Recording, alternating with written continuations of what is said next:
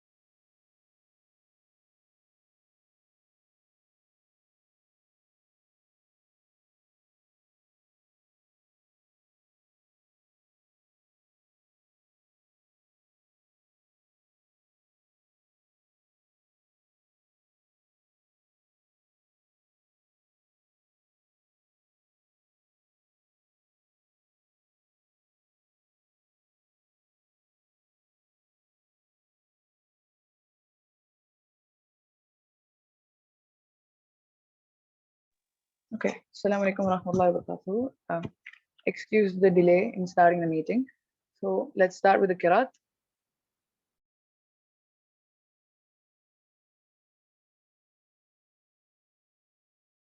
I call Sister Sophia for the Qiraat.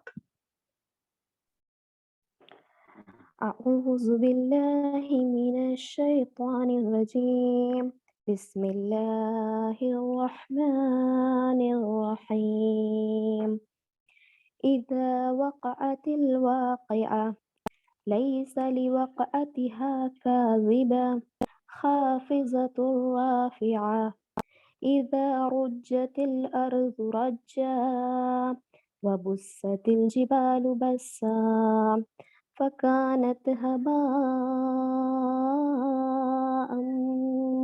منبثا وكنتم أزواجا ثلاثة فأصحاب الميمنة ما أصحاب الميمنة وأصحاب المشعمة ما أصحاب المشأمة والسابقون السابقون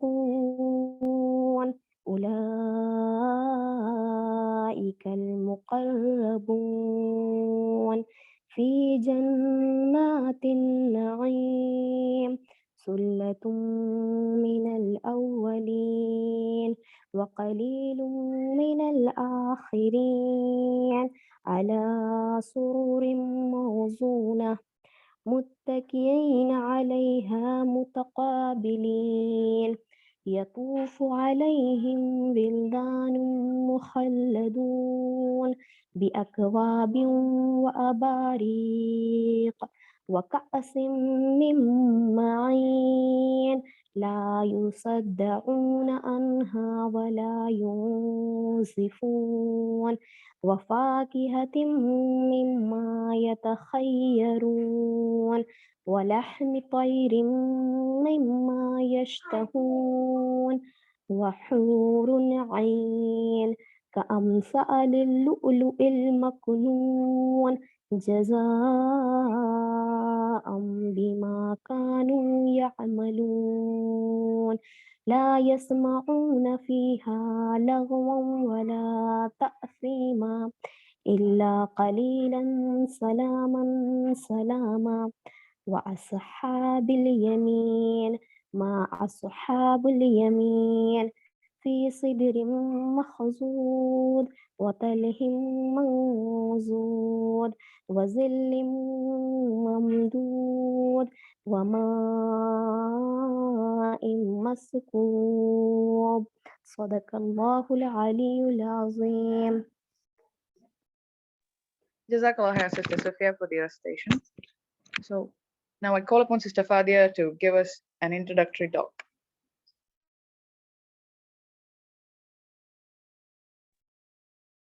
Assalamu alaikum wa rahmatullah. I'm audible and clear. Wa alaikum assalam, yes, you're audible.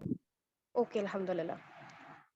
Alhamdulillah, wassalatu wassalamu ala rasulihil amin wa ala alihi wa sahbihi ajma'in amma ba'd. Rabbi shrah li sadri wa yassir li amri wa hlul uqdatam min lisani yafqahu qawli. So here we are for another IPD session. We are alive, breathing, and healthy enough to attend the session. Alhamdulillah. So this is going to be a very special session for all of you, especially because this is a session that will help us all understand, relate, and connect more to the idea of companions of Jannah, the very community that has brought us together here. Companionship, the right companionship, is something that will help us a lot in making our spiritual journey easier, less lonely, and more fruitful. So make sure that you listen to this session well with all your attention. Make sure that your social media notifications are off, and also make sure that you have a notebook or maybe your My Tazkiyah journal, IPD notes section open with you, and a pen so that you can note down all the important points. I welcome you all to this session. Ahlan wa sahlan, my dear sisters and brothers. Take a deep breath, purify your intentions, sit straight and stay focused. May Allah make every second of this session worthwhile. Assalamu alaikum wa rahmatullahi wa barakatuh. Wa alaikum assalam wa rahmatullahi wa barakatuh. Jazakallah khair, Sister, for that very, very informative intro. So now, without taking much more time, let's go to the main session. I welcome Brother Wafi Shihad for the main session. Assalamu alaikum wa rahmatullahi wa barakatuh. Before passing on the mic to Brother Wafi Shihad, I just want to let everyone know that the transcription has been turned on. So sometimes it will translate something very weird and sometimes even something blasphemous. But we have kept it on so that people find it easy to follow along the session. So kindly bear with us if it makes mistake. It's not 100% correct. So just keep that in mind. Assalamu alaikum wa rahmatullahi wa barakatuh.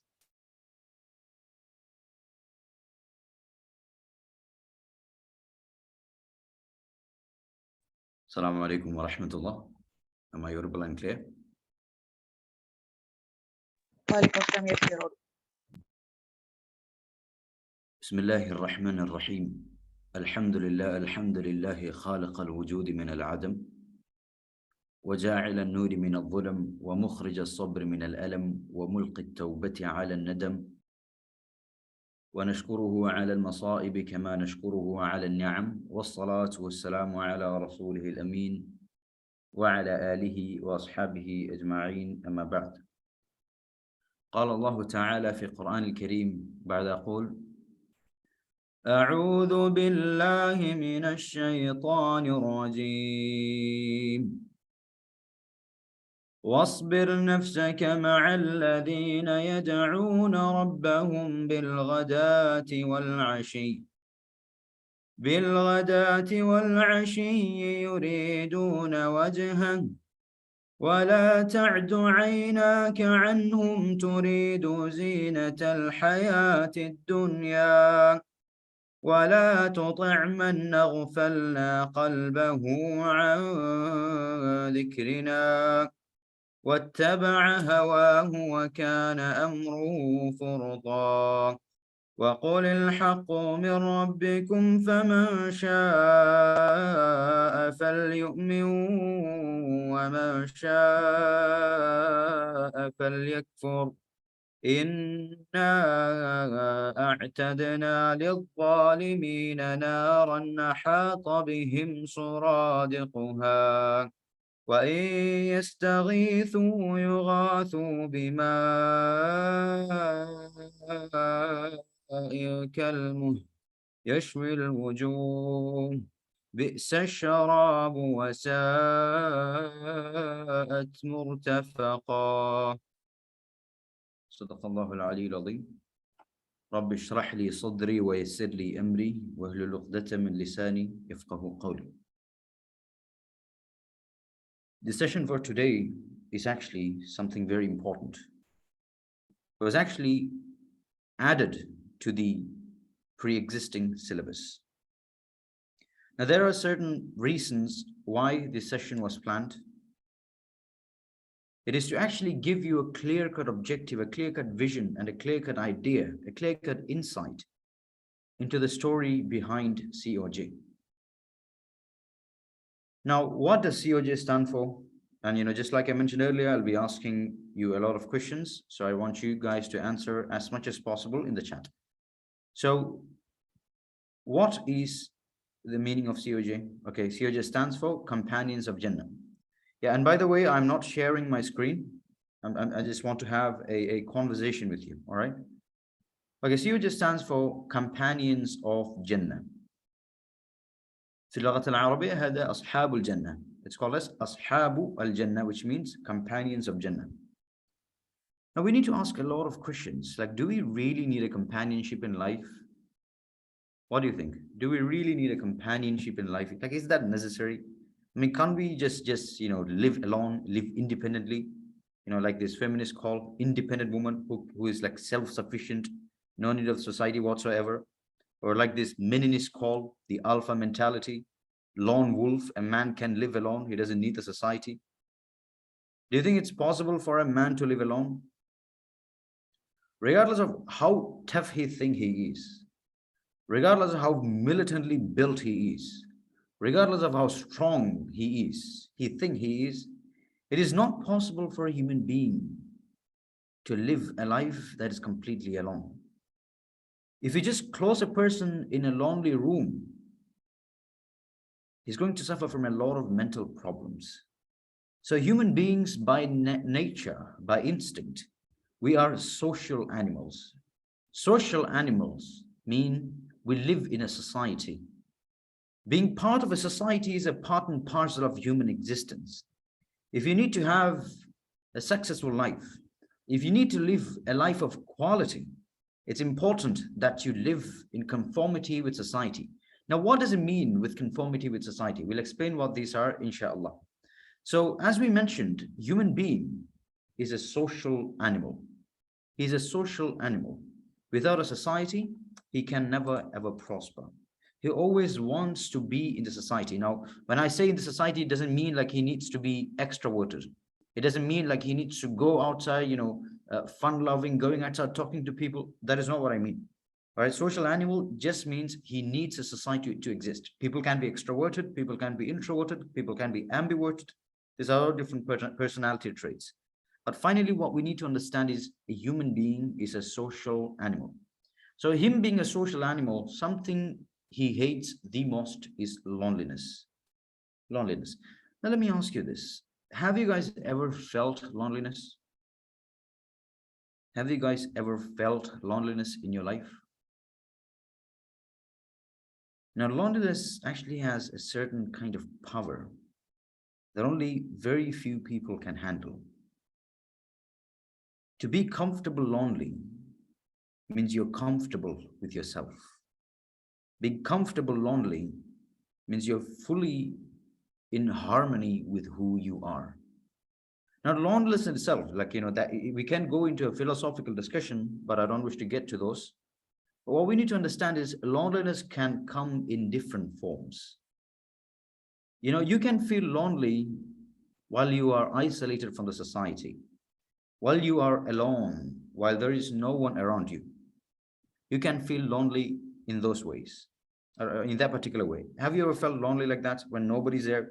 Like, your house is entirely empty, you're just alone. Maybe you're in a different country, maybe you're studying. You're just alone. You're lonely, that's it. Now that is one type of loneliness. You know what the other type of loneliness, and that other type of loneliness is a bit more deeper than the first category. And that is being surrounded by people and still feeling lonely. Being surrounded by your own friends and then still feeling lonely. Being surrounded by your so-called classmates or maybe in your college and still feeling lonely. Have you guys ever felt that? And that is a much, much deeper level of loneliness. And to be honest, you know, COJ actually arose from this particular deep kind of loneliness that I personally felt in my life. And I will share a few of my experiences. Now, when you are trying to follow the deen, do you think it's easy or is it hard? In today's day and age, is it easy or is it hard? Now, the thing is, we live in a liberal, feminist, secular world filled with a lot of these postmodern philosophies, in which they consider being religious as something backward, as something pre-modern, as something that is barbaric, something that is fanatic, something that is extremist. If you relate yourself with religion, with the deen, people are going to look at you in a different way, And it's going to hurt a lot. It's going to hurt a lot. Now, when I share my experiences, the only reason I'm sharing it with you is so that I can impart the same level of value that I see in COJ to you guys as well, so that you can really, really value COJ.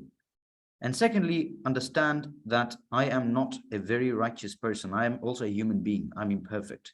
And I ask Allah subhanahu wa ta'ala to forgive my sins and unite us all in Jannah. And the reason I'm sharing this with you is I know that a lot of you may be also going through the same situations. And you will also be able to relate. When you're able to relate, when you know that somebody is also on the same journey, it'll really, really help you, inshallah. Now, looking back to school life, sticking to deen was also very, very hard. It was really, really hard, especially when your classmates are all oriented in a certain way. Especially when all of your classmates, they're engaged in things that are un-Islamic. They really don't care about praying.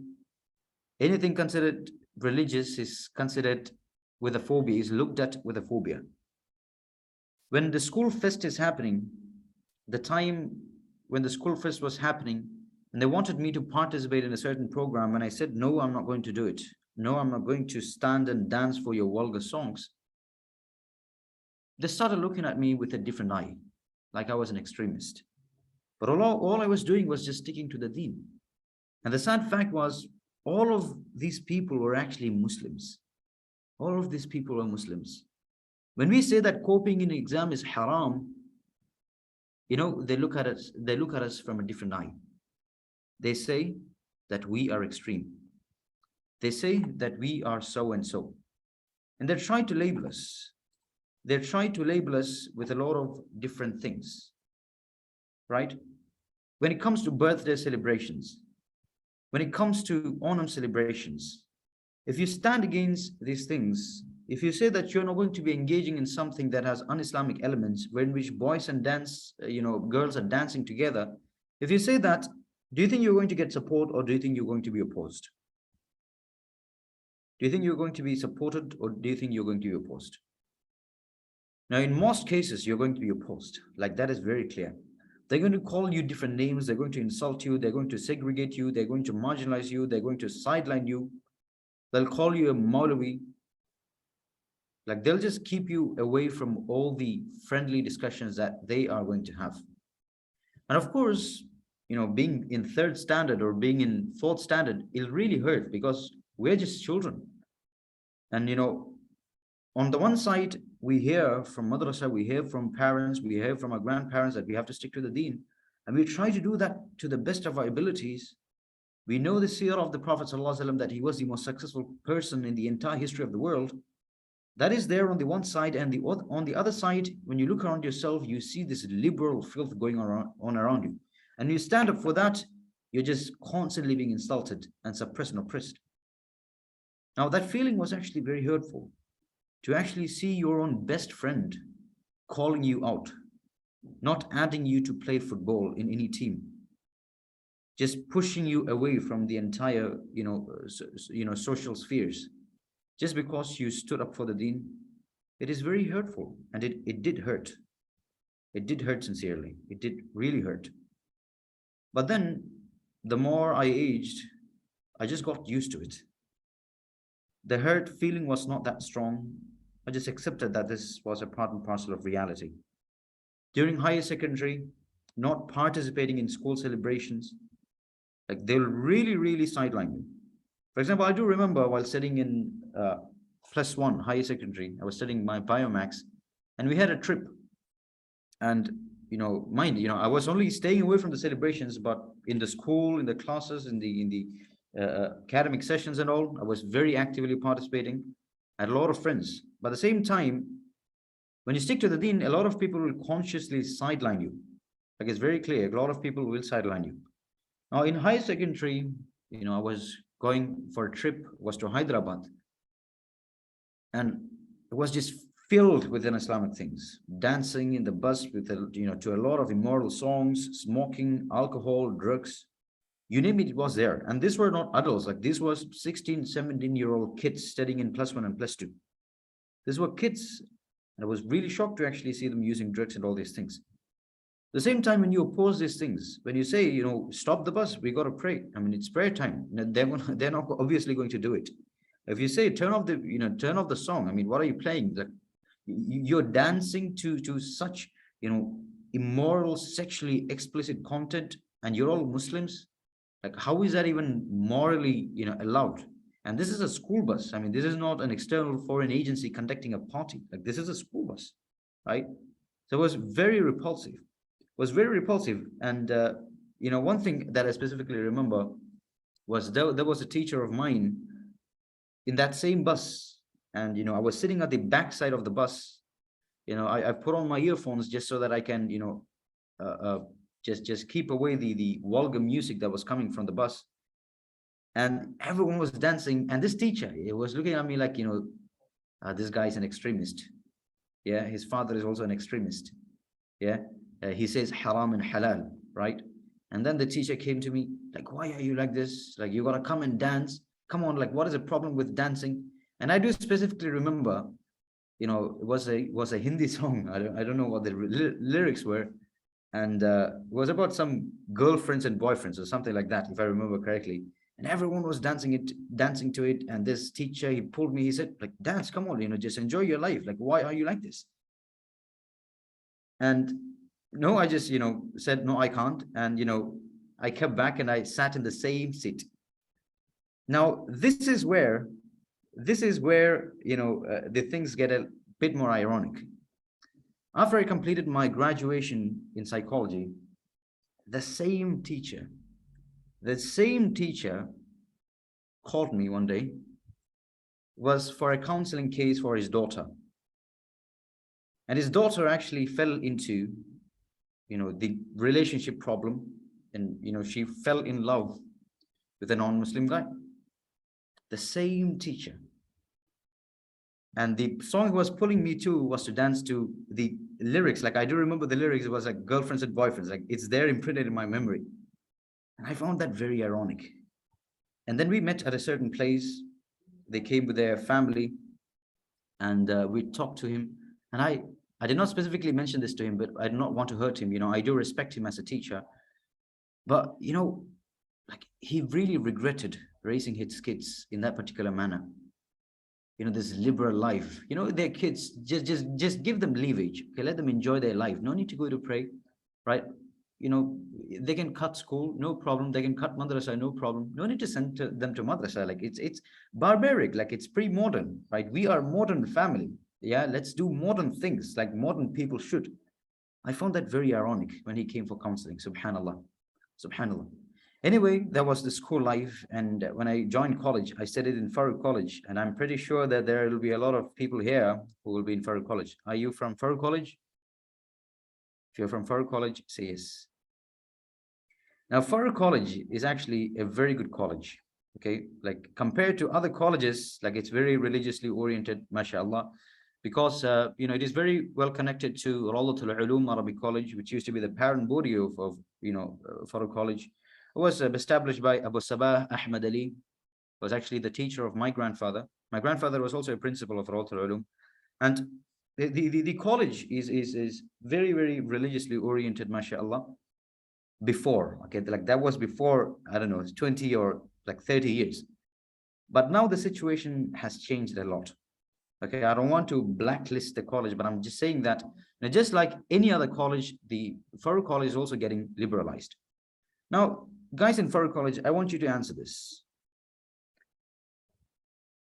Are there any festivals in college?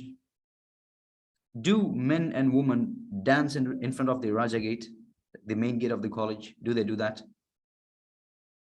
Without a single ounce of haya.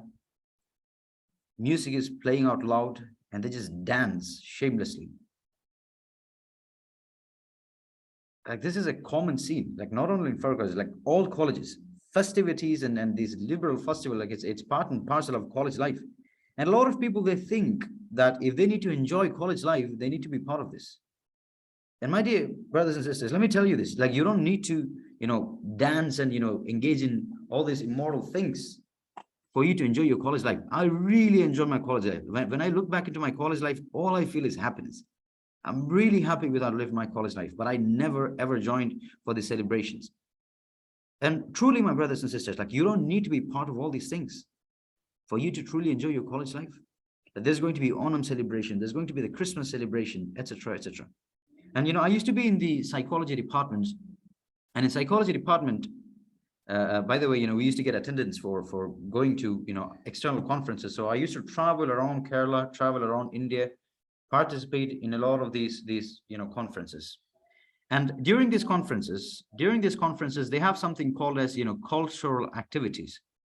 It's usually conducted during the night. So in the night, they're going to have programs, dancing, singing, and all these things. Have you guys seen that? Like if you have participated in such conferences, like you would have obviously seen that, right? You would have obviously seen that, all these cultural programs, like it's part of every conference you attend. It's part of every conference you attend, regardless of what conference or what program you go, whether it's academic or non-academic, whether it's social service or social welfare, like whatever it is, like this is there. This is very clearly there, right? And I do remember, one time I went to a particular college. It was on a particular topic. I don't wish to name the college because my aim here is not to, self-righteously, self-sanctimoniously label people and call them out. No, this is not my aim. I'm just giving you certain experiences so that, the lessons that I have learned can also benefit you.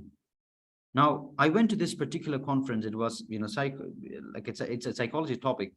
And I do remember, like, the head of the department of psychology in that particular college was like, she was sitting right beside me. I was in the front row. And, the academic session ended.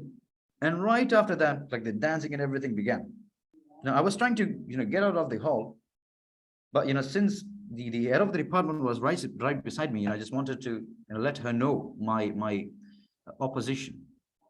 Now, she's a Muslim, and I told her like what is the need to conduct this? Now, of course, like if you need to have entertainment, of course there are a lot of different kinds of entertainments you can conduct. Entertainment talks, you can conduct ice break sessions. Very beautifully we can conduct it.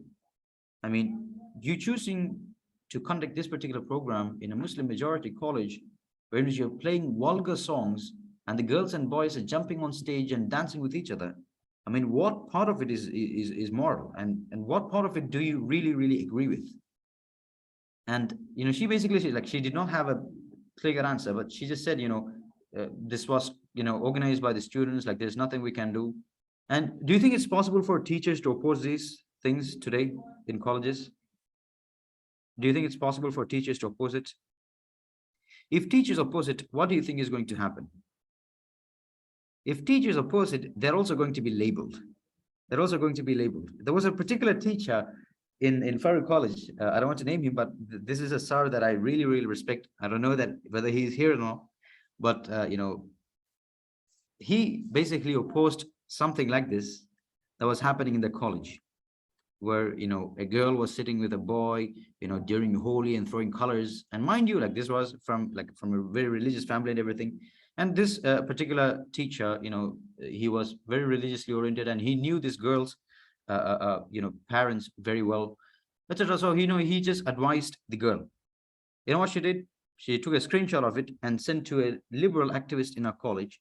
And he basically posted it on social media and made it a huge thing, like a huge campaign against this particular teacher.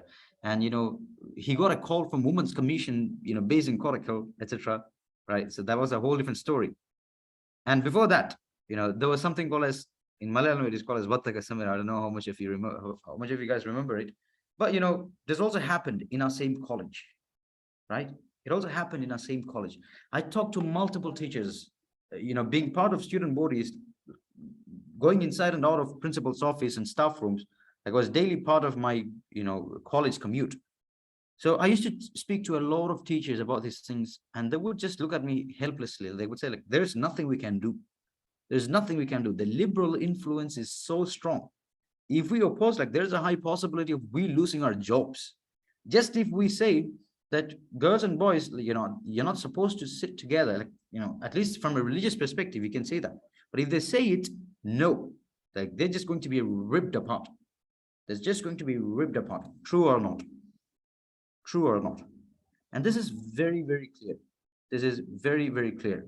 And in, you know, in current, you know, Kerala's, you know, discourses, like, there's something, like, there's a specific word they use. I'll first say it in Malayalam. In Malayalam, it's called as Sadajara police. And in English, it's called as moral policing. If you say something is right and something is wrong, they use the term, you're a moral police. You're a moral police. All right. And there's another Malayalam word. I don't know, what was it? What is it? Yeah. Sadajara Sahodaran. I think that is what it was called. Right? Like, you know, you being a big brother trying to police other people, right? Trying to police other people, right? Yeah, Sadajara Angala. Yes, that is the word. Anyway, like, it's like they're labeling everything. They're just labeling everything, right? Everything, you know, they don't agree with, they just label you, right? If you say something is right, if you say something is wrong, they're just going to, you know, suddenly label you.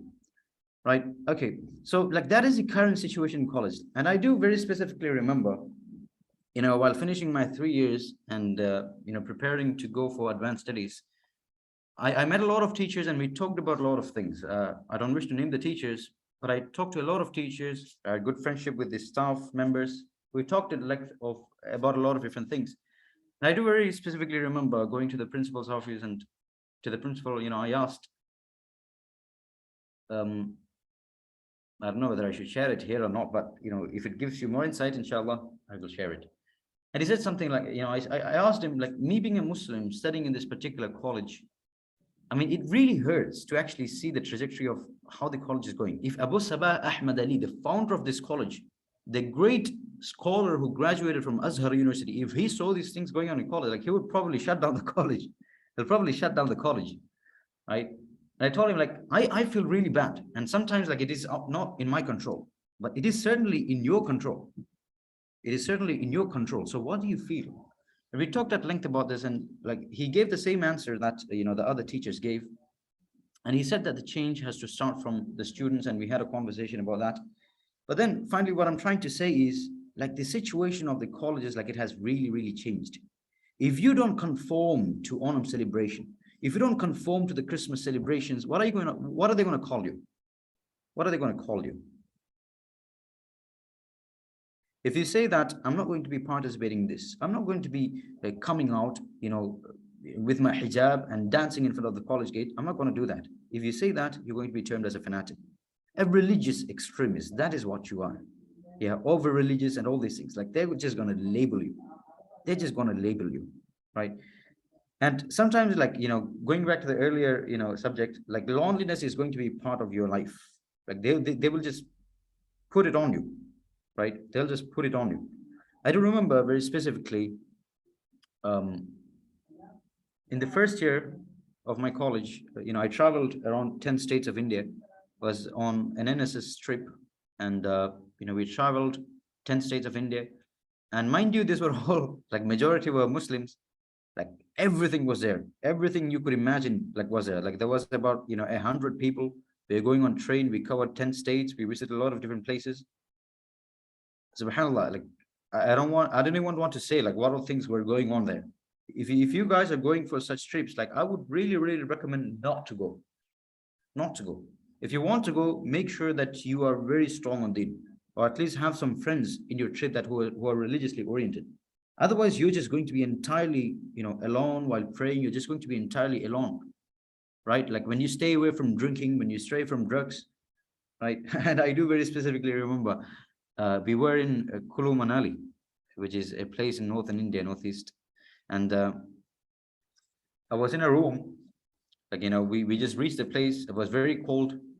Now there was a guy, all right, there was a guy, he had beard. Okay, he had beard and he had a Muslim cap. Now the Muslim cap, like it was a hippie style cap. And we just got into the room. He took something from his bag. He took something from his bag. I was shocked. All right, I was shocked. Like, what is this thing? And he said, like, Wafi, try this. This is Himalayan stuff. I was very astonished. Like, I was very shocked. Like, what are you talking about? Like, I thought, like, looking at the beard and, the topi, like, I was like, okay, maybe, I could pray with the guy, right? At least. And like, he took this out of his bag and said, try this, man. Like, this is wonderful. Like, you staying in this room, you'll go on a journey in your mind, etc. Like, it was motivating me to use this stuff. It was very funny. And I said, like, no, bro, I'm not going to do that. And, I got out of the, room and I just, stayed out of the room until night, right? Anyway, like, there was a very funny experience. But that was also shocking to me, to see a guy with a beard and a Muslim cap using drugs. And I also saw niqabis, all right? Women with hijab and niqab using the most vulgar language that I've seen. I've seen women with niqab doing things that they are not supposed to do. At least symbolically, if you're wearing a niqab, you're symbolically representing Islam, right? And you're engaging in these things. Like, it's very heartbreaking. It's very heartbreaking. Anyway, going for that particular trip, it actually gave me a lot of insight into these things. At the same time, like, this showed me like how dangerous the world is. Like, there's a high possibility of you deviating when you are in such environments. Now, in the second year, like the last 10 days, like we had a camp. I don't wish to name the organization. I do respect its coordinators and everything. I had a lot of friends here. Now, I went to that 10-day camp. I was very active in this 10-day camps, social service, social welfare, friendships, going out and everything. It was a very nice, good experience. But the last day of the camp, they had this huge festival, all right? The Christmas celebration, huge festival. They had a cake. And mind you, like 99% of these people were Muslims. 99% of these people were Muslims. They built, a small tent-like stuff, with straws and everything. They put Jesus Christ idol in it. And, the pictures of Mary, the mother of Jesus. And, they tried to make that, Christmas ambience with lights. They were having the Christmas carol. Like, it was completely in that particular environment. I was like very shocked, honestly. And 9 days when you are with certain people who are very good, mashallah, they also pray, mashallah, very good. And you're like, these are very close friends of yours. And then you see them engaging in this, like everyone, girls and boys, without difference. They're dancing together, cutting the cake and everything. Like, it was very hard for me to accept that. And I did oppose it. I did tell to my, some of my friends, and all I could hear back was, come on, man, like this is just, communal harmony, right? This is just communal harmony, right? You worshiping Jesus Christ and putting an idol of him. Like, I don't know what part of that is communal harmony, but regardless, it was the celebration happened during the night, and it was very hard for me to be in that environment. So I just came back. To my room. Like, it was very dark, and I think the dormitory lights the electricity lights were off as well. So it was very hard to navigate across the path. And I got to the room, it was dark. And I just sat there on the bed and I was just thinking, like, what is really going on here? I mean, on the one side, like, one thing is very clear. Like, Islam is very clear, it is precise, it's crystal clear. I mean, like, there is no there is no, scope for doubts, like, putting the idols and everything, and then dancing around and cutting cakes and singing Christmas carol. Like, it is very clear that it is wrong. I don't know what part of that is confusing. And on the other side, we see these people with hijabs and niqabs and subhanAllah, all these people engaging in it. Like, there was a sense of cognitive dissonance, and that there was a sense of sadness in my heart. And I came back to the dormitory, just sat there for a few minutes, and there was a lot of questions I could not get answers to, because what I learned in theory and what I'm seeing in practice is very different. Very different. Anyway, I came back to the room, I just sat there and I prayed salah. And one more thing, like, that salah was beautiful. Like, that sense, that essence of sakina was actually there. Like, it was really beautiful. Even though we could hear some DJ song playing on the background, like, I really felt that salah. It was a beautiful salah. And sitting there for a few hours, I thought of a lot of different things. And one of the things that I thought about was this. I mean, I'm pretty sure, like, our college is a bit Islamically oriented, but what is it? What is the situation of people who are studying in central universities? Like, this is like where this is the norm of central universities. How many of you are studying in central universities? If you're sitting in central universities, say yes.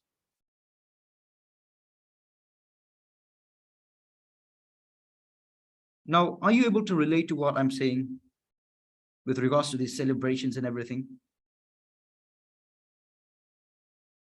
Like, this is the common norm in many of these universities, right?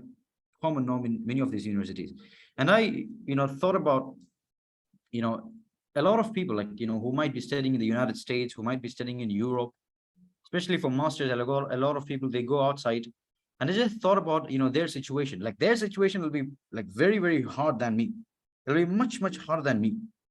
And I have a cousin who's studying in the United States, and I used to talk to him, and it was very clear the public schooling system, like, it's pretty messed up. It's pretty messed up. And there was a student of mine who's currently studying in Wisconsin University, and I do talk to him very recurrently, and we do talk about the culture of the college. For him, his roommate goes out, nightclubs, drinks and comebacks, hungover, uses drugs, and he's staying with that guy in the same room. Imagine how hard that is. And just thought about these situations, and I was just constantly pondering over this. Like, there were a few thoughts that came to me. Now, after this incident, we went for a certain psychology conference, and I wrote about this on my Instagram yesterday. I don't know how much of you read it, but we went to a particular psychology conference, and of course, just like every conferences, like, there was a night party and everything. And I do remember very specifically, just staying away from the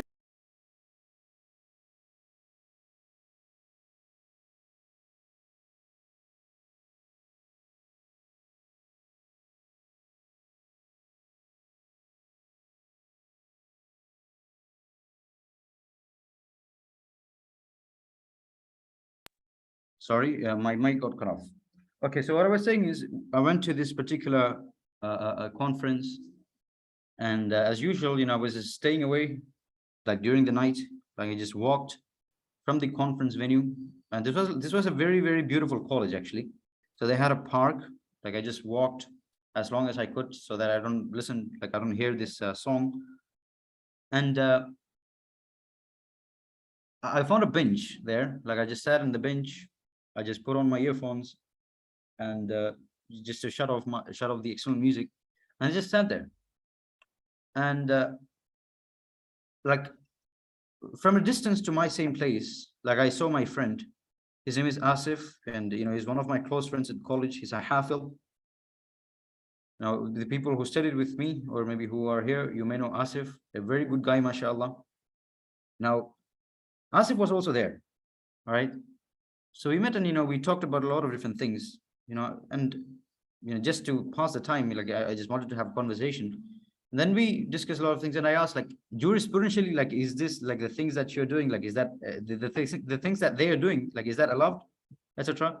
You know, he said something that is very, very powerful that I still carry to my heart. You know what he said? He said, Wafi, we are not here for the dunya. Right? We are not here for the dunya. Like I just constantly look back to that particular phrase, and that was very, very powerful. That was very, very powerful. You know, just that single phrase made, you know, all the effort, like it made sense. It made sense. The purpose made sense. The meaning made sense. Subhanallah. There, you know, I understood the importance of having the right companions. The right companions. If you want to succeed in college, all you need to have is the right companions. If you have the right friends, that in of itself will provide immense source of energy. It'll provide immense source of iman. So the first thing when you get into college, is to choose your people rightly. To choose your people rightly. If you do that, inshallah, your college life is going to be amazing. Now, I shared my stories here with two objectives. And I don't want you guys to never think that I'm perfect. I'm not perfect. وَلَا تُزَكُّوا أَنفُسَكُمْ. I am not perfect. كُلُّ بَنِي آدَمْ خَطَّاء وَخَيْرُ خَاطِئِينَ التَّوَّابُ. All right? No human being is perfect. I'm not perfect. So don't have that picture of me in your mind. All right? Now, I share the story just to show that you can also do it. I know a lot of you are studying in colleges.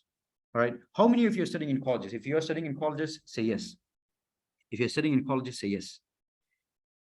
And a lot of you are going to be able to relate with what I'm saying, because the college festivals and everything, like it's a part and parcel of college life. I did it, alhamdulillah, so I'm pretty confident that you will also be able to do it.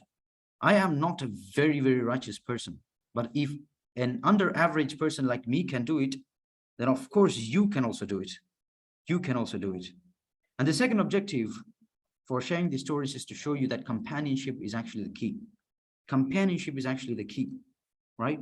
Regardless of what college you are in, regardless of what kind of environment you are in, if you have the right companionship, you will succeed, inshallah. Because having good friends will actually determine your altitude in life. Your altitude in life, right? And you know, some of you may think, okay, maybe you know I can be part of this negative friend group where they're using drugs and alcohol, but I'll just stand strong to iman. I'll just stick to iman. I'll just do my salah and everything. Do you think it's possible for you to spend 3 years in a certain group without even getting influenced a little bit? Do you think that is possible? Psychologically? No. That is very clearly no. Very clearly no. And what is negative into positive? Algebra, multiplication. What is negative into positive? What is negative into positive? Like it's negative, right? It's clearly negative. Regardless of what positive value you come up into that particular negative circle, you're going to come out as negative. All right, you will come out as negative. So it's very important that you have friends with good quality. Now, what do I mean by friends with good quality? What do I mean by friends with good quality? What do you think? Who are friends with good quality?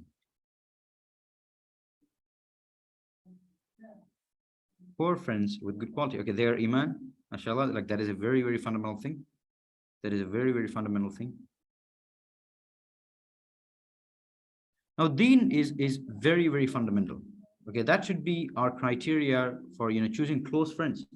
Does that mean everyone else should be your enemies? Does that mean everyone else should be your enemies? No. You should be friendly with everyone.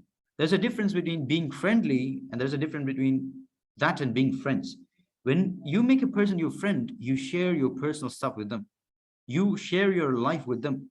You trust them. They have a sense of influence on you, right?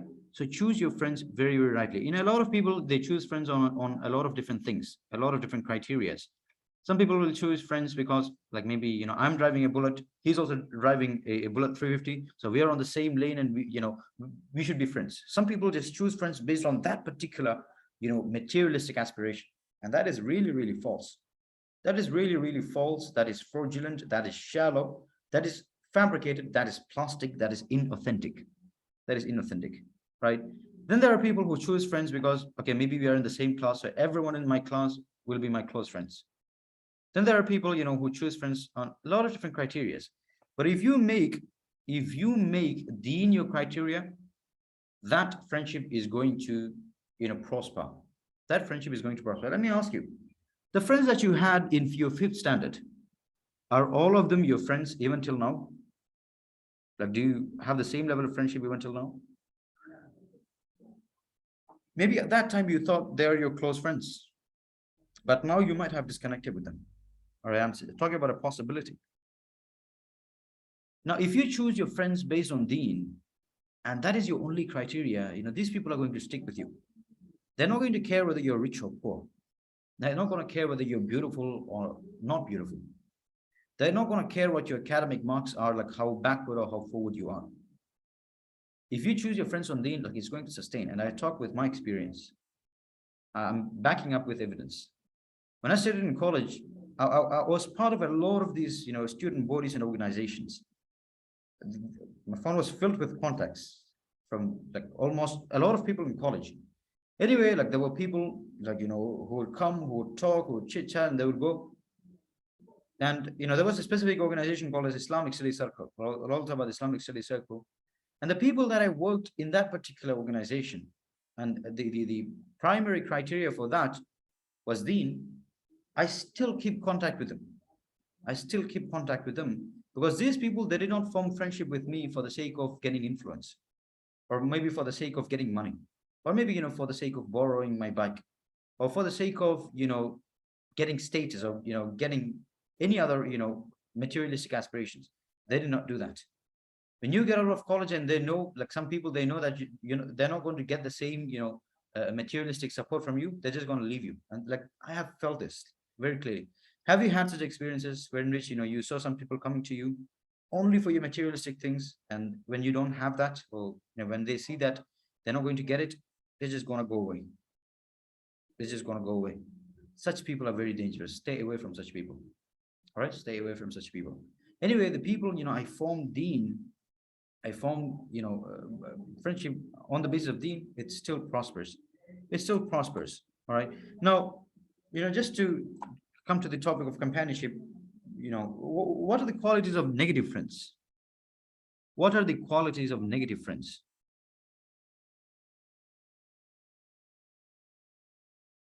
Anyone know the qualities of negative friends? Okay, envy is there. Okay, backbiting, yes, very good. Yeah, they will use you, they'll exploit you, they'll abuse you, they'll constantly lie. Yeah, they will cause harm. Yeah, they encourage you against Allah when you say, come on, let's go for prayer. Come on, like, why are you being such a Maulvi? Come on, man. You don't need to be an extremist. They expose you to haram. Yes, misleading talks. Especially if your friend circle, maybe there are teenagers here. If you're boys and your circle, like they're constantly talking about girls, stay away from such circles. If you're a girl and you see, a circle of girls constantly talking about boys, stay away from it. And that shows a real lack of haya. It's really repulsive. Yeah, drugs, alcohol. So there are a lot of characteristics of bad friends. They'll always demotivate you. They'll always demotivate you. Like when you have a good idea, when you come up with a good idea, they'll always demotivate you. They'll say, always give negative comments, right? They will never, motivate you. They'll never appreciate you. Even if you got, a prize in something, they'll just be envious, right? They'll try to discourage you. If you have a plan to do some projects or something, they'll say, come on, man, like, you really think you can do it? Like, who do you think you are, right? And like, they would give you all these comments, and they will demotivate you. And they will constantly compare you to other people, and they will, make you feel like you don't even matter, right? They'll discourage you in your matters of deen, and they'll encourage you to start bad practice. For example, come on, man, like, smoke. Like, it's very simple. Like, it's very easy, right? Like, it gives you a lot of stress reduction, right? And they will constantly motivate you to do drugs. They will mentally put you down. Very good point. Very good point, right?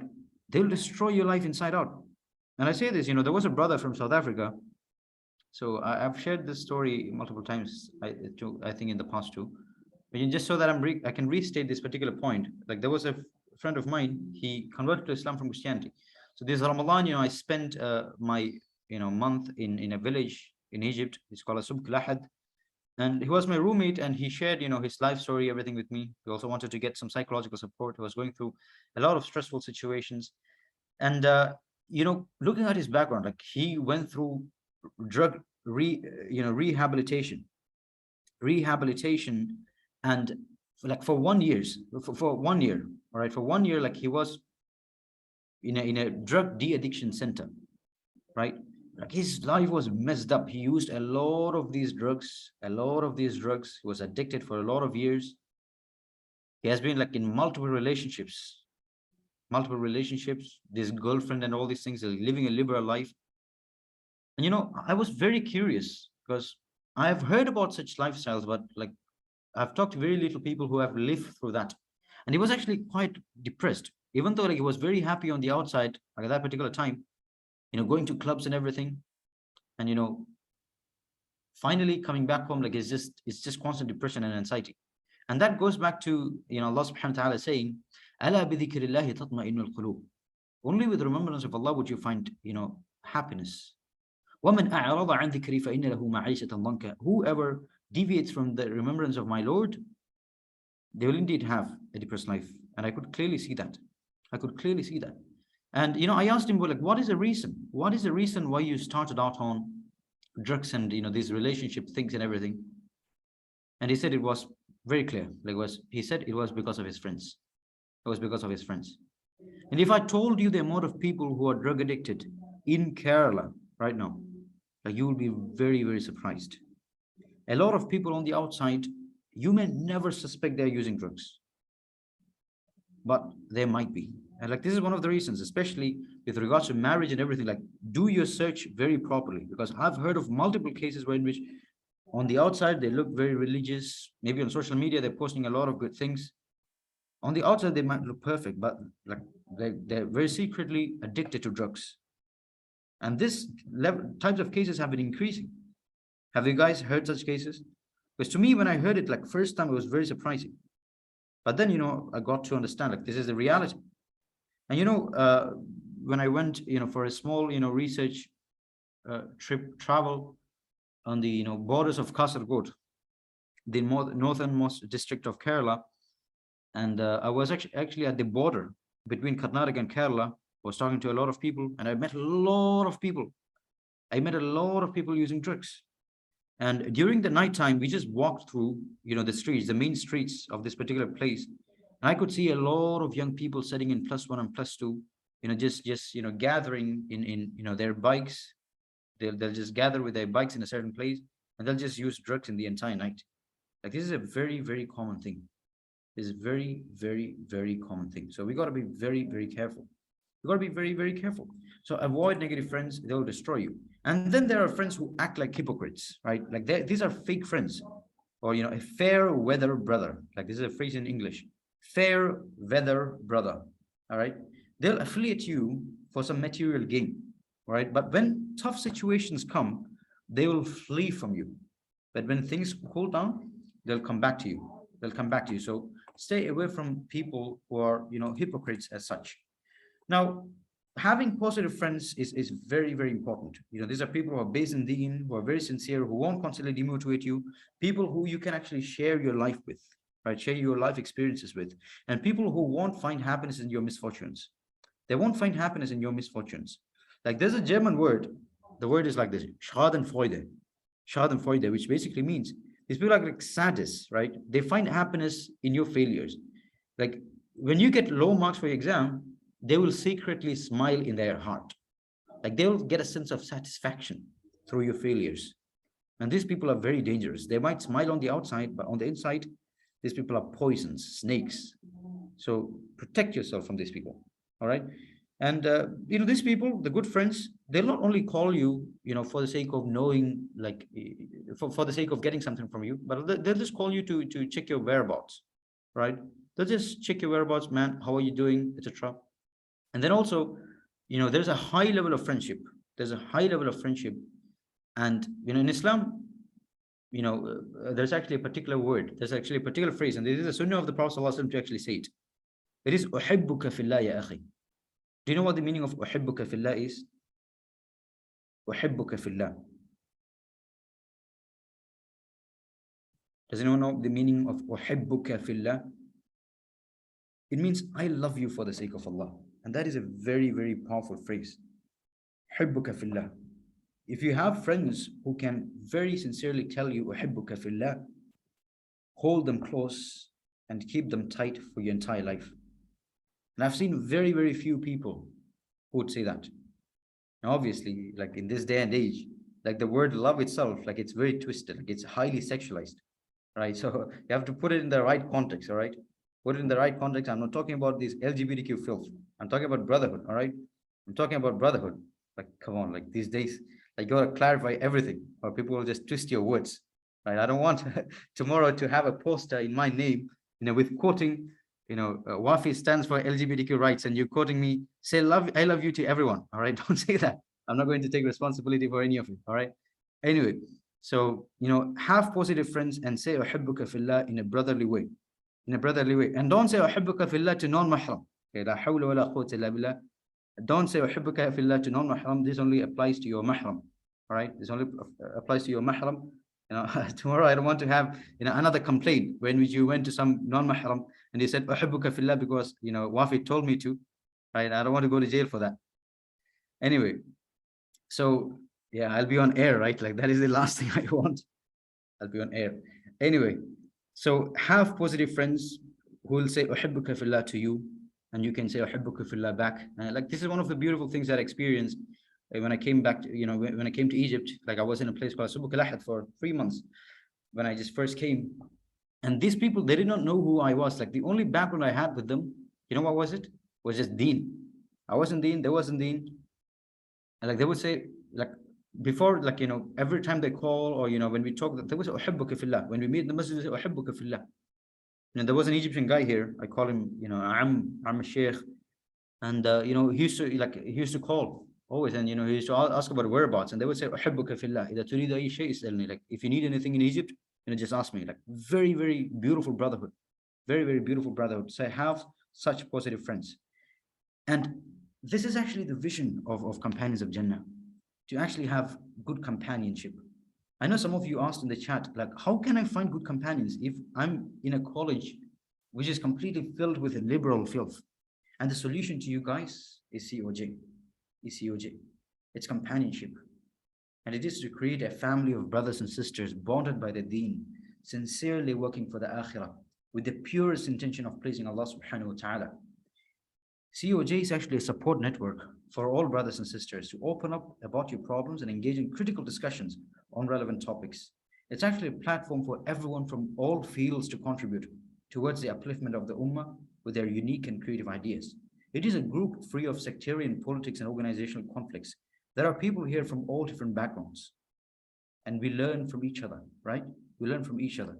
So this is a group that is free of sectarian politics, and we are all one family. You are my brother, you are my sister, right? And that is the way that I'm seeing you, right? I may not know you in real life. I may not probably even know your name, but I just want you to understand that I'm your brother, and that, you are my sister, right? So this COJ companionship, is actually a type of family. يا أيها الناس إنا خلقناكم من ذكر وأنثى وجعلناكم شعوبا وقبائل لتعارفوا, which means we are all from one family. You're actually my distant cousin, all right? Whoever you are, you're actually my distant cousin, all right? Distant cousin, or maybe my distant cousin sister, my uncle or my aunt. I don't know, but we are all interconnected in some way. We are all from the same father and we are all from the same mother. And that sense of companionship and family bond should be there in the group. And the brotherhood in Islam, it's much more deeper than that. إِنَّمَا الْمُؤْمِنُونَ إِخْوَةٌ. We're actually bonded in a much more deeper sense. And religious brotherhood is much stronger than biological brotherhood. The unity of Iman is actually much purer than the unity of blood, right? The people in COJ, you're only bonded together by deen. Okay, so feel free to connect with other sisters and other brothers in the group and connect with them and form that deep sense of brotherhood. So make use of COJ. The other vision of COJ is actually develop a community of young minds with refined personality, and that is through the course of IPD. The other mission is to raise a generation of youth who are capable of dealing with the contemporary problems facing the Muslim Ummah. So there has been a lot of there are a lot of visions and missions for COJ, and you guys, you're part of something that is destined to grow into something big. Our vision finally is to have an international community, to have a website, maybe, for social media, an Islamic social media. We have a lot of projects in our mind, and you guys, you guys have joined us for the first stage. And inshallah, we'll go ahead and this will grow into an international project, right? An international project. So what I want you guys to deeply understand is that there are a lot of brothers and sisters who are very sincerely working for it. There are a lot of brothers and sisters very sincerely working for it. I don't want to name them, and I know they don't like to be named. They all like to keep their intentions pure. They work day and night, handling Notion. There are people, who are guides or constantly trying to motivate their group, trying to build the system and, let the system run in a fine-tuned manner. May Allah subhanahu wa ta'ala bless these people. I want you to, keep these people in your dua, because they have worked very, very hard.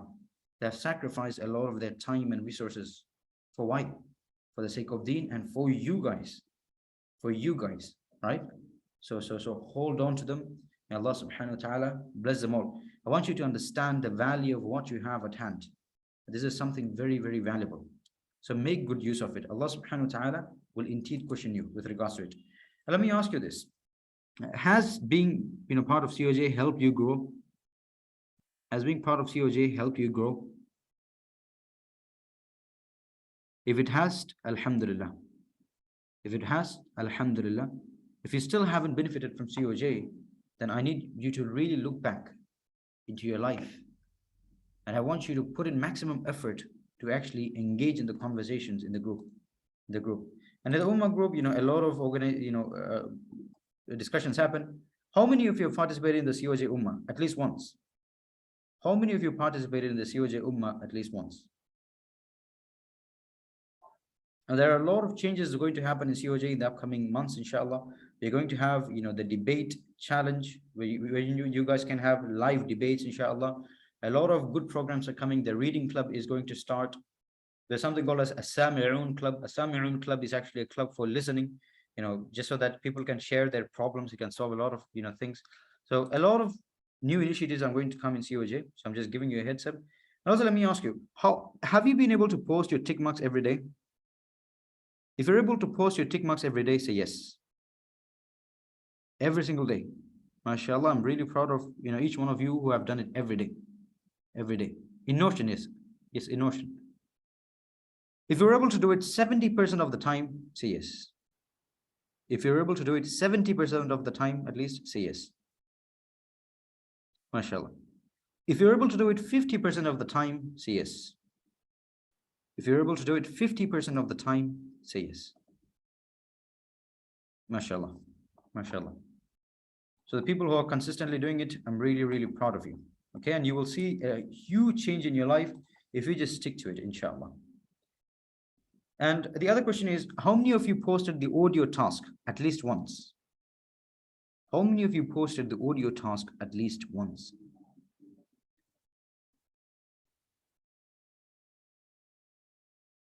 Very good, mashallah, very good. Now, how many of you posted the video task at least once? Now, this might have been hard, but if you have done it, I'm really proud of you. So what I want you to guys to remember is that when you registered for COJ, there was a specific contract in that particular application. Anyone of you remember, you posting a tick mark to the column saying, I will do my best to participate. Yeah, absolutely. That was a phrase. Your commitment is the fee for this course, right? Your commitment is actually your fee for this course. Usually taking such IPD programs, let me assure you one thing, no psychologist will actually, sacrifice their time, for a thing like, that is not going to gain them material, benefit. Sadly, psychology is very materialistically oriented in this day and age. And secondly, the courses, like the mind tuning courses and everything, like how much would you usually have to pay for such courses of such magnitude, where you're having daily, tick marking system, Notion system? Like on the minimum, like being in the field, I know on the minimum, you would have to pay at least 10,000, like at least 10,000. or maybe 8,000 in that particular, age, range, in that particular range, right? So the only fee that we are asking you is your commitment. So it is your responsibility to actually participate as much as possible. And the Prophet ﷺ has said, "Kullukum ra'in wa kullukum mas'ulun an ra'iyati." Every one of you is responsible, and you will be questioned for your responsibility. For your responsibility. So it is your responsibility to actually participate in the task and commit to it. And commit to it. It's going to take discipline and consistency, but do it. Otherwise, I may not ask you, your guides may not ask you, but Allah subhanahu wa ta'ala is certainly going to ask you. They're certainly going to ask you. All right. So I want you to put in that commitment from today onwards. Put in that commitment from today onwards, because hundreds and hundreds of hours have been spent, and a lot of money has been invested, by a lot of volunteers to just build up the system, right? Every single guide, every single coordinator, all of them work for Allah subhanahu wa ta'ala, and they get nothing in return except the ajr. And COJ is a huge gift. It's a gift. It's a blessing from Allah subhanahu wa ta'ala. This is a blessing that thousands and thousands of people have not got. You seeing that application, or you joining the group, like, that was not an accident. Allah chose you for it. Allah chose you for it. So make good use of it. Make good use of it. If you will very committedly try to do the task and very committedly participate, in the groups and in the Tahajjud challenge, say inshallah in the chat from today onwards.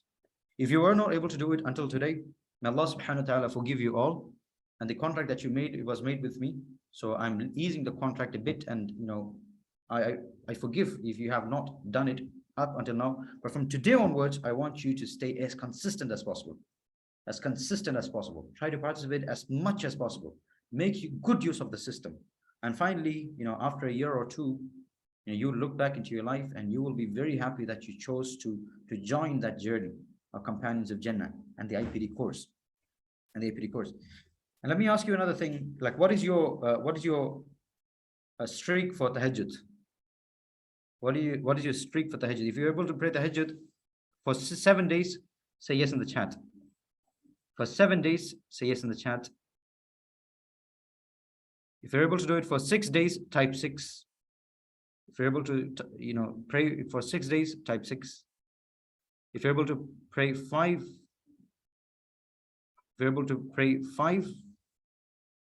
days, say 5. Okay, so this is what is most important. Try to stick to the tahajjud task as much as possible, and try to commit to the system of COJ and try to do your task as much as possible. Now, to give you a bit more clarity on what the different structures of COJ and how to participate efficiently, I call Brother Aman, who is a volunteer and a guide for COJ. I call him to present the topic of COJ structure. With that, I conclude. May Allah subhanahu wa ta'ala bless us all. May Allah subhanahu wa ta'ala forgive us all. May Allah subhanahu wa ta'ala reward us all. May Allah subhanahu wa ta'ala protect us from hypocrisy. May Allah subhanahu wa ta'ala give us good brotherhood. May Allah subhanahu wa ta'ala save us from having ill feelings and ill thoughts about our own brothers. ربنا آتنا في الدنيا حسنة وفي الآخرة حسنة وقنا عذاب النار. السلام عليكم ورحمة الله.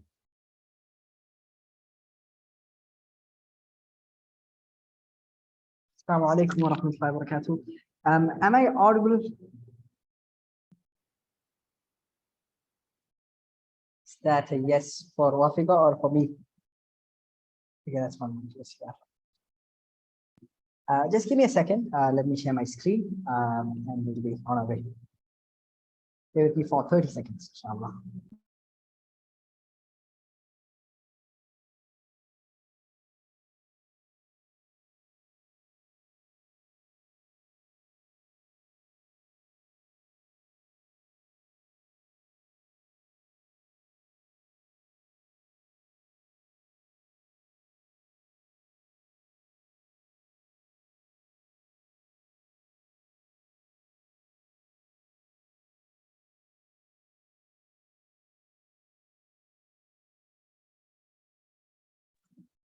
All right, just let me know if you guys can see the screen.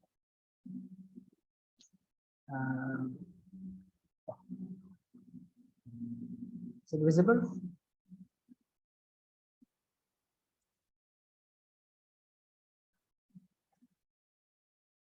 All right. So Bismillah. Firstly, let me, on behalf of the COJ coordinators group, say what is our intent of doing this. The program has been quite a few months old right now. Still, there are a lot of doubts that arise on what group is for what. I think there's a lot of groups I don't understand. I'm there in certain groups, I'm not there in other groups. So there is a lot of doubts, and we coordinators take the blame for that. Perhaps maybe because we didn't come across as clear as we hope we would. I hope I'm audible, right? Just let me know if I'm not. Yes. So that's the reason we are doing this, right? So inshallah, we hope this is the last time we'll have to clarify this. And me saying that should not stop you from asking if you still have doubts, right? Bismillah.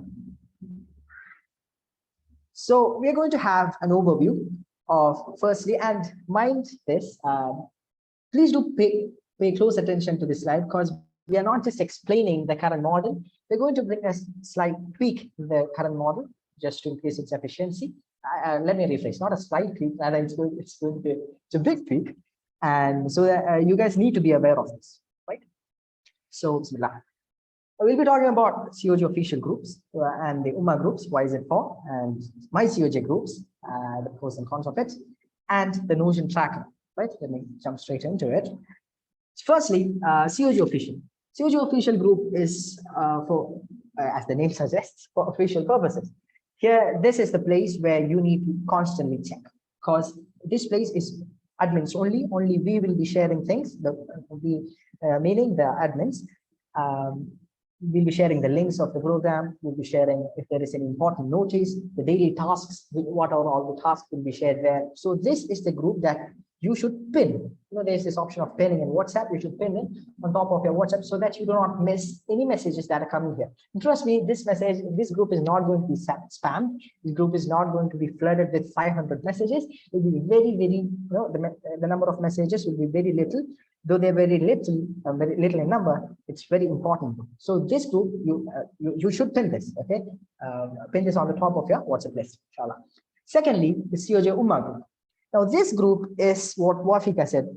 This is where the community field begins. This is where brothers meet brothers, in the brothers group, sisters meet sisters, in the sisters group. This is the place where we build our brotherhood. This is the place where we build our sisterhood. This is the place where we went as Muslims, because as Wafi said, the current situation, the current world that we live in is not the, let's say, not the most Islamically friendly place. So this group is where we have Muslim brothers, in brothers group, and Muslim sisters in sisters group who can, who have life. We can share our problems. We can share, the dilemmas that we have, the academical problems that we have, the problems that we face in family for sticking on to our deen, the problems that we face in general. This is a place where you can talk it all out. Okay? And this group will have specific discussions. So you can use this group for your discussions, and more than that, we'll have certain topics to discuss on each day, or in alternate days. Will be prompted in the official groups on what all the topics will be. Some days it'll be about marriage, and trust us, we make sure that we choose hot topics for it, topics which has content to be discussed. So sometimes it'll be about marriage, sometimes it'll be about drugs, topics, inshallah. We are the guides and the coordinators have really brainstormed what all topics should be given. So this is something that we have thought through. It's not that we wake up and we say, okay, let's give this topic. This is something that we have put our thought and minds into, and we have thought through this. So this group is for discussions. The main aim of the group is to conduct well-structured discussions that are thought-provoking, informative, and not driven by sectarian ideologies. Let me say the last couple words in bold. It should not be driven by sectarian ideologies. And let's face it, all of us have our own sectarian, we all have our sectarian backgrounds, and that is the beauty. All of us believe that we are right. Allahumma barik. But the intent of the group, and when I'm saying this, please don't think that I am, calling for a super secularized, liberalized narrative. No, what I'm saying is, within the Islamic paradigm, there is a lot of difference. So opinion. There's a lot of scholarly debates that happen, and certain sects are wrong, certain sects are right. That's all there. Okay, I'm not denying that. We're not denying that. But the problem is, the issue is, when we come, the intent of this group is not to prove which sect is right or which sect is wrong.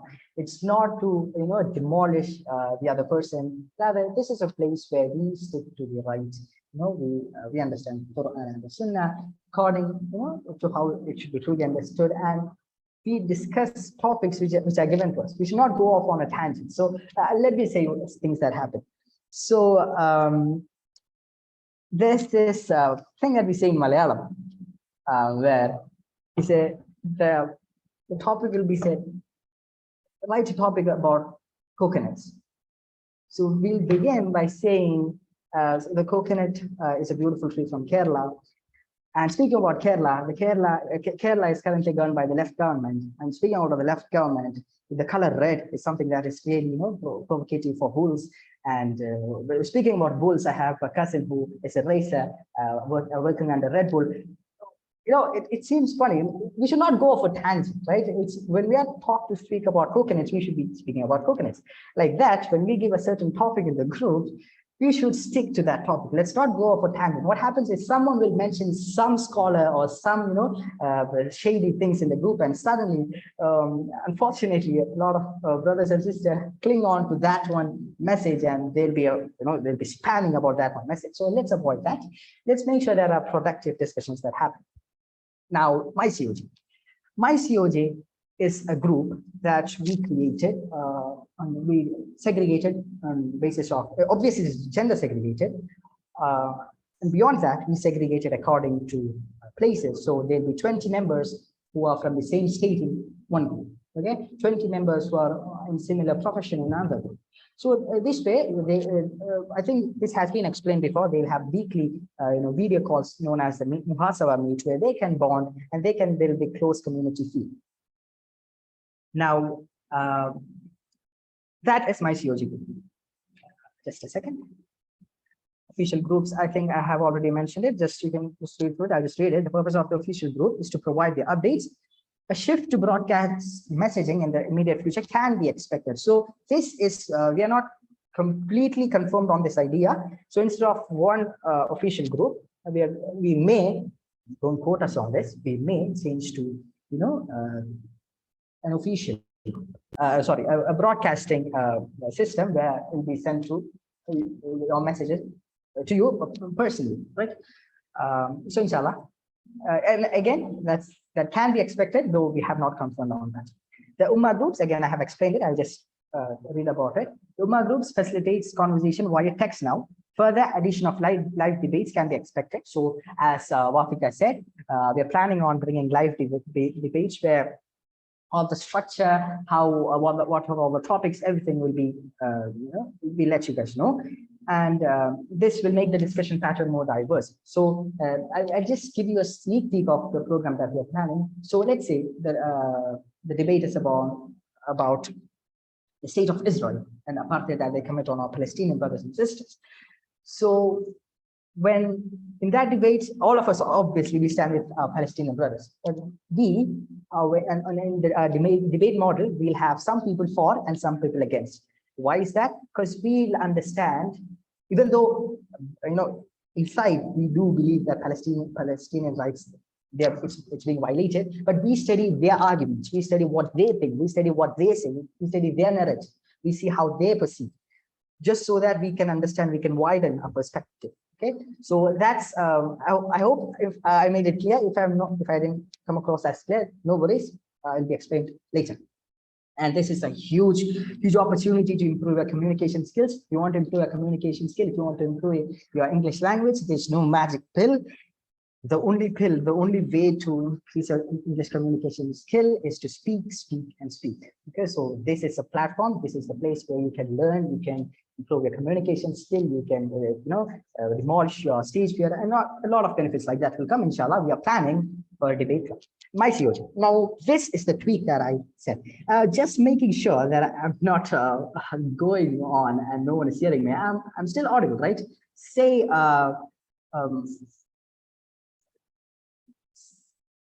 say, I'm sorry if you are, or if I'm audible, just so that I know you guys are audible. I'm sorry, yeah. So I'm being heard. Okay. So, it'd be weird if someone with the chats thinking also everyone is apologizing. Anyways, my COJ. My COJ group is what we meant. So, as I said, so there are around 1,500 participants in total, right? So we broke that, we segregated according to region and all, and we gave 20. We made around 20 members in a group, hoping that that those 20 members can bond, etc. But what we faced, it was a fantastic idea on paper, but when it came to reality, a lot of groups were inactive, and a lot of the reasons were genuine, and I mean, we have other factors as well which made us rethink the idea of my COJ groups, where from now onwards, it's not mandatory, it's not it's not obligatory for you to be in my COJ groups. But if you want to, if you have already bonded with your members, if you have already found that with your people in your my COJ groups, you can stay. You can have your muhasabah meets. You can discuss in your regional languages. You can you go vent. You can cry. You can laugh in those groups.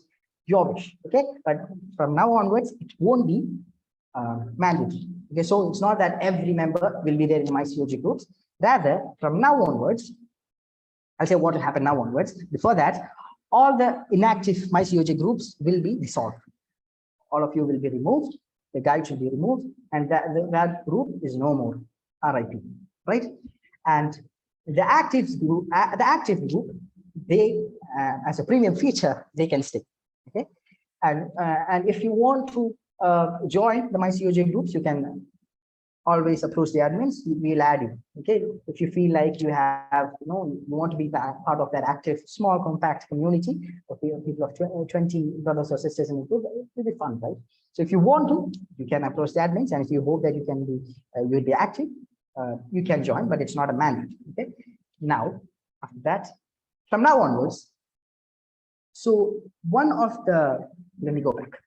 One of the main functions of my COJ group was you have to update whether you have updated in your Notion, whether you have taken your tasks, right? That my COJ, you'd have to prompt it in the group. From now onwards, since all the my COJ groups, inactive my COJ groups will be dissolved, we'll have a task group. Now, people who have attended Africa's previous WISE, IPD under WISE, will know that we didn't have small my COJ groups. Rather, we had one huge group where everyone posted their tasks there. Okay. Now, even as I say that, there's a slight modification to that. It's not completely the old model. Rather, there'll be one big group. And this time, last time you guys had to copy paste every task, and you had to take whether you completed the daily task, daily Salah, if you completed the Tahajjud challenge, if you all the challenges you had to take it like send it as a message. But this time, it's easy for you. Okay, this time what you guys should do is you should pick it in your Notion. Okay, then you just have to prompt it in the group that, let's say my name is Abdul Rahman. I said Abdul Rahman completed the tasks on 12th of April or 12th of August. Okay, so I just have to I just have updated the group that I have done the task.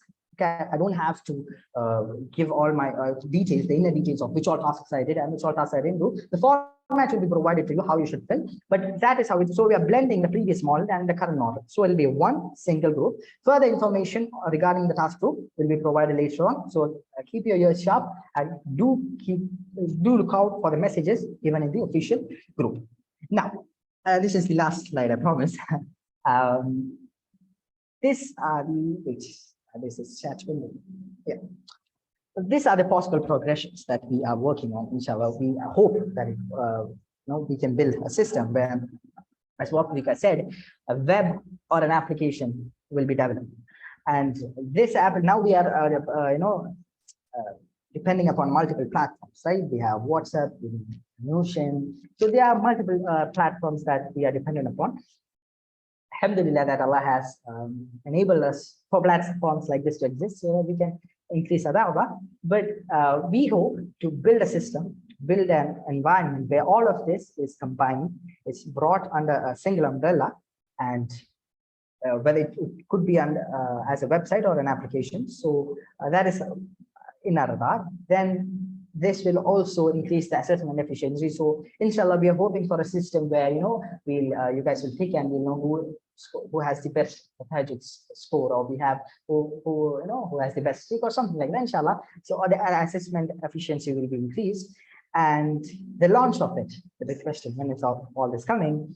We hope this comes out by the next year. So IPD 2.0 is what we have. The name it's not the confirmed name, but we hope that by next year, we have this system launched where it's all completely automated, and there's a system working behind it, and it's an efficient system. It's a system where and mind that this is not some website or an app created using like you're creating a simple app using HTML notepad. No. This is going to be a professionally designed website where there'll be money and resources and time spent. So know that this is going to be a big project, and inshallah, you being here, make good use of it. Inshallah, I'm reminding myself first. So that's it. If you guys have any doubts, you guys want to ask right now, you could ask.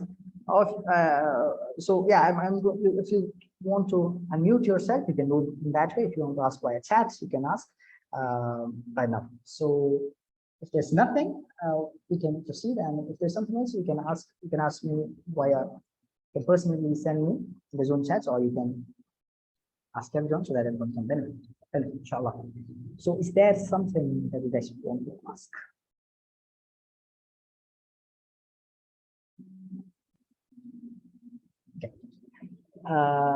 Apila Munawar, I'm assuming that's your sister. Forgive me if you're a brother.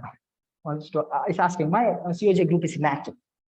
I want her to be in an active group. What can I do? So this is a good question, sister. Or further, I'm really sorry if I misgendered. So here, if you really think you can be active in a group, approach the admins, and they will redirect you according to your place, the language that you speak, or your profession. You will redirect you to an active group, inshallah. So you always do approach the admins of your group, right? Yeah, I mean, Sister Femina Bashir is asking the same question. Do contact the admins of your group. Well, yeah. Sister Femina. I want to know what exactly is a muhasabah meet. Everyone gave different news on it. Okay. So muhasabah meet is basically a meeting that you'll have on a weekly basis with your COJ members, where they will be under a guide. Okay. So you guys will speak about the session. You guys can speak. It's not necessarily you stick to a single topic. You guys can, as I said, you can vent, you can cry, you can laugh. Anything that comes under the halal paradigm, enjoy. This is the place. This is your safe haven. So this meeting should be conducted on a weekly basis. Each of you guys you can speak in your own language or in English, and it's your wish. So I think the point is clear. It's just a friendly talk session, and you should share what you understood by the previous week's IPD session, etc. So my COJ is inactive, and just letting everyone know, if you guys want to leave right now, the session is officially over. It's just a Q&A session. You guys can leave. Right? Q&A regarding the system, the environment, the COJ environment, not Islamic Christians, not Christians relating to Wafi. Okay, just making that sure. Can I use both my COJ option for task update? So as of now, if you want to stay on my COJ, you'll be there, but your task updation should be in the daily tasks group, which will be created. Okay, it's not created as of now, will be created. You guys will be added into it. So your task updation, even if you are there in my COJ, your task updation should be in the daily tasks, right? a brother or sister 33. That's a very interesting name. Else?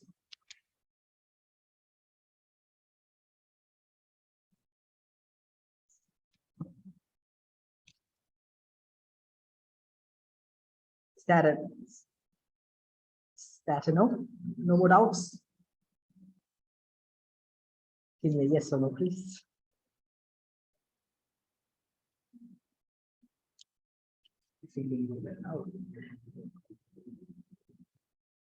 Yeah. So brother or sister H asks, in my group, only 2 or 3 people are active. Majority don't send in the tasks or join in Hasba Meet or even send in the daily tasks. Will they be removed? So, brother or sister H,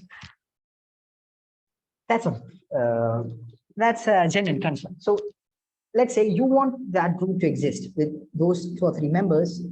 Yes, you can continue. Okay, if you feel like you have really bonded with those 2 or 3 members, you can stay, you can continue that group. And the other members, whether they'll be removed or not, and is there a need, we'll be thinking about that, and we'll probably let you guys know if there's a need for that. Because if they're inactive, the problem means they don't have the time and they find it difficult being active. So is there a need for them in that group? Is a question, inshallah, I'll have to think that with my fellow coordinators, and you guys will let you know. So I just got to know from a coordinator that the inactive members will be removed and the active members can continue. Okay, so you guys, so it'll be like a small cousins group, 2 or 3 members in the group. So all the inactive members will be. I'm feeling difficult in continuing task of spiritual cognition. Please reduce time. So, brother or sister who has name as a doctor asks me that question, where they feel difficult in doing spiritual cognition, that spiritual contemplation. I'm sorry, brother or sister, I cannot answer that. I cannot, because that's not under my control. That's we'll talk that. Let Wafika know, and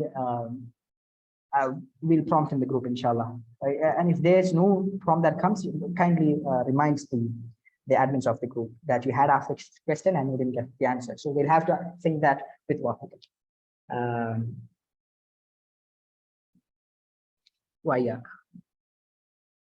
Take a pick of the questions. Okay.